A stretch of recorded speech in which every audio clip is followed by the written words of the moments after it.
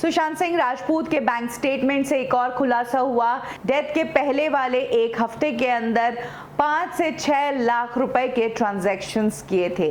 क्या थे ये ट्रांजैक्शंस, कहां कहां पैसा ट्रांसफर हुआ था, इसकी डिटेल्स भी सामने आई है, जो मैं आपको एक एक करके बताती हूं। एक रिपोर्ट में खुलासा हुआ है कि अपने डेथ के जस्ट एक हफ्ते पहले सुशांत सिंह राजपूत के बैंक अकाउंट से 5.9 लाख के ट्रांजैक्शंस हुए थे। ये ट्रांजैक्शन स्टाफ की सैलरीज, मंथली बिल्स और रेंट भरने के लिए किए गए। पहला ट्रांजैक्शन है 50,000 का, जो सुशांत सिंह राजपूत ने अपने एक अकाउंट से दूसरे अकाउंट में ट्रांसफर किया था। 8 जून का ये ट्रांजैक्शन है।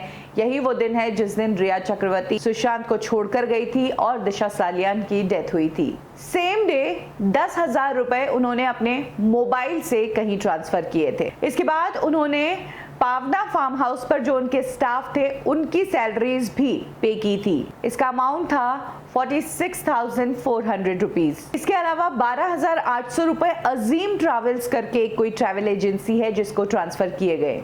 15,800 रुपए नीरज के अकाउंट में ट्रांसफर किए गए। नीरज वही है जो सुशांत सिंह राजपूत मामले का अहम गवाह है, जिसने सुशांत सिंह राजपूत की डेथ के बाद पिठानी और दीपेश के साथ सुशांत की बॉडी को देखा था। इसके अलावा 8,200 रुपए डॉग के फूड पर खर्चे गए और 20,000 रुपए का एक और ट्रांजैक्शन है। 11 जून यानी कि सुशांत की डेथ के जस्ट 3 दिन पहले उन्होंने जिस फ्लैट में वो रह रहे थे, माउंट ब्लैंक बिल्डिंग वाले 6th फ्लोर वाले फ्लैट पर, उसका किराया भरा था। तकरीबन 3,87,000 ये अमाउंट था। 13 तारीख यानी कि डेथ के जस्ट एक दिन पहले सुशांत के अकाउंट से ट्रांजैक्शन है।